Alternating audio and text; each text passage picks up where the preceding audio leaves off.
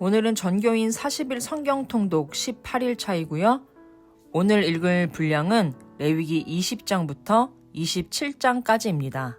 오늘로 레위기가 끝나는데요. 통독의 첫 번째 고비를 잘 넘기시길 바랍니다.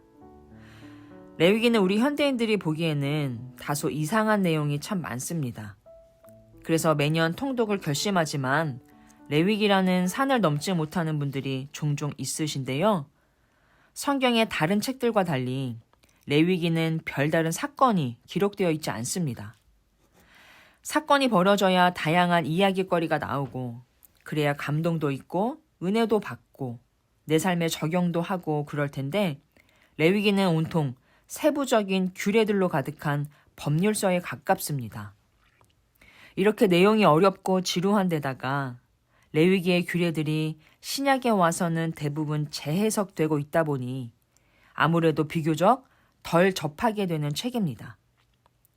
하지만 이 레위기의 규례들을 깊이 들여다보면 큰 감동을 얻을 수 있는데요.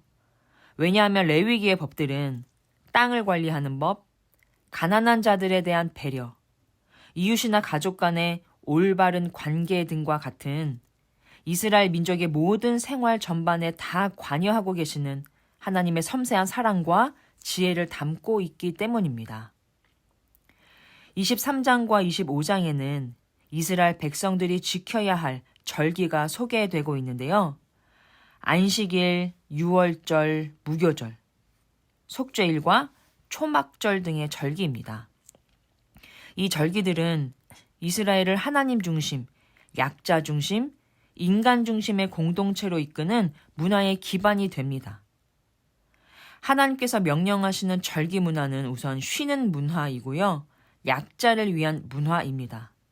먼저 23장 3절 보시면 엿새 동안은 일할 것이요 일곱째 날은 쉴 안식일이니 성회의 날이라. 너희는 아무 일도 하지 말라. 이는 너희가 거주하는 각처에서 지킬 여호와의 안식일이니라. 이렇게 3절을 시작으로 23장에는 총 13번에 걸쳐 아무 일도 하지 말라 쉬라 하는 명령이 반복됩니다. 여기서 중요한 것은 쉬게 하시는 이유이죠. 예나 지금이나 쉴 새 없이 일해야 하는 사람들은 대개 종들과 하루 벌어야 하루 먹을 수 있는 가난한 이들입니다. 그들까지 충분히 쉴 수 있게 해주시라는 말씀입니다.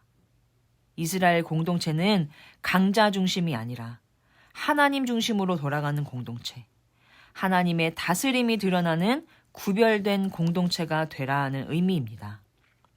그래서 여호와의 절기마다 모두가 함께 쉬면서 다른 일 하지 말고 오직 하나님께 받은 은혜를 되새기며 깊이 감사하는 시간, 하나님과의 관계를 다시 정비하는 시간으로 쓰라는 의도에서 하나님은 절기를 정해 주셨습니다.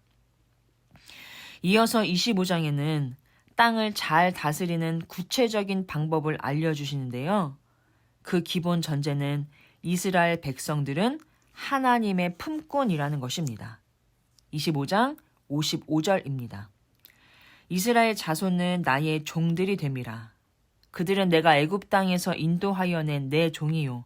나는 너희의 하나님 여호와이니라. 하나님이 우리의 주인, 우리는 하나님의 종이라는 것이죠. 모든 만물의 주인은 하나님이시고 우리는 그것을 잠시 맡아 관리하는 청지기임을 기억하라는 말씀입니다.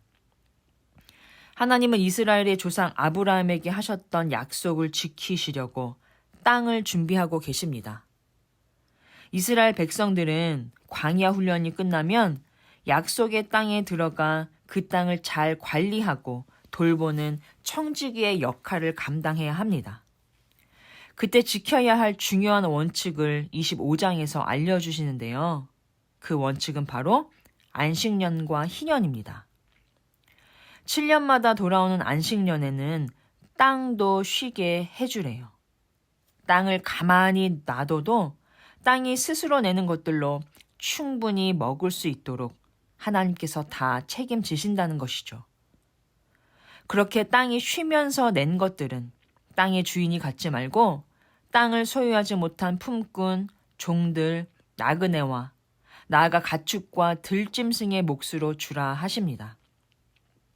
그런가 하면 희년은 시간이 지날수록 벌어지기만 하는 빈부격차를 50년 주기로 회복시키는 제도입니다.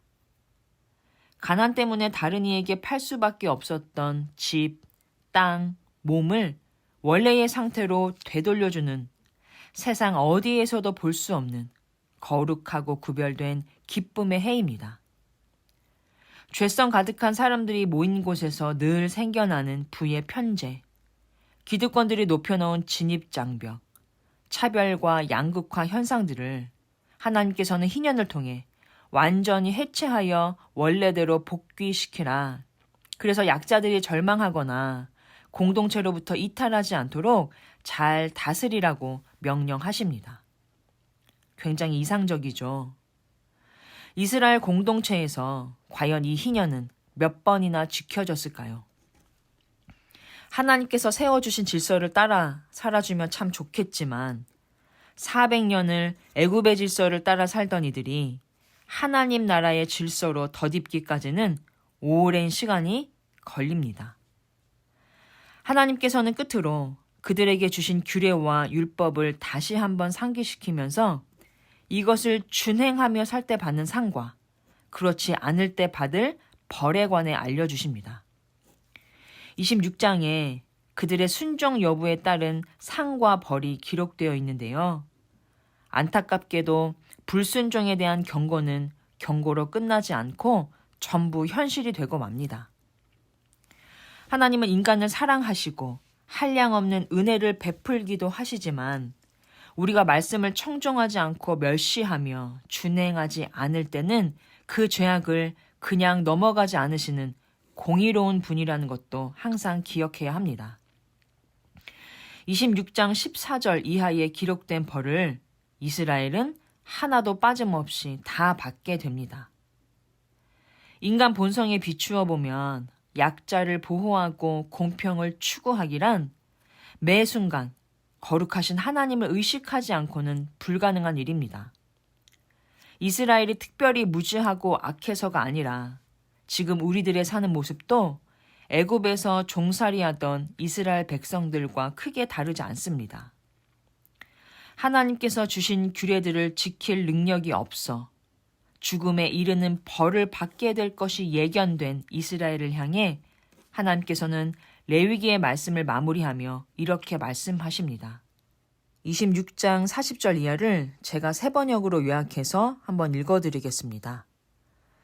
그들이 나를 배신하고 반항한 허물을 고백하면 또 그들이 깨닫고 마음이 겸손해져서 자기들이 지은 죄로 벌을 기꺼이 받으면 나 여호와는 그들과 맺은 언약을 기억하겠다.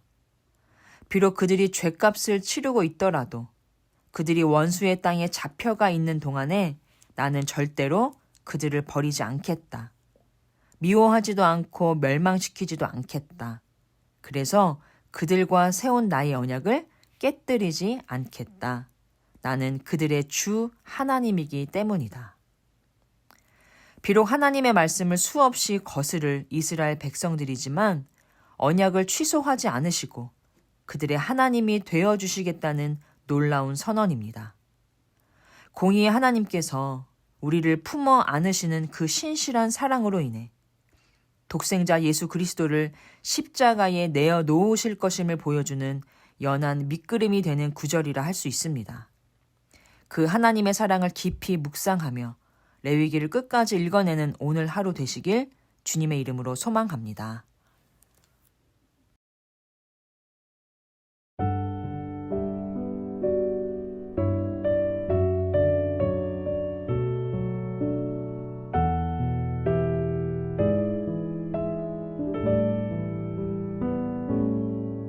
날마다 숨 쉬는 순간마다 내 앞에 어려움을 보내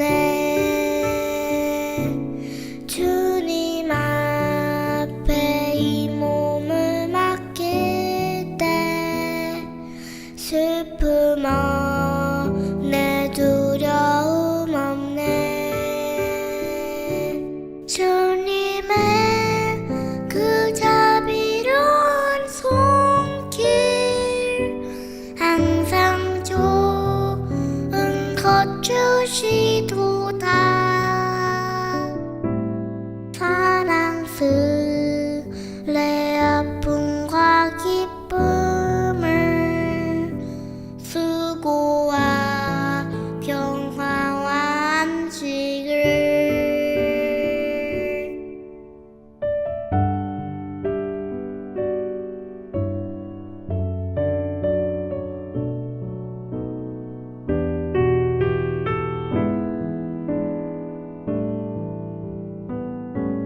인생의 어려움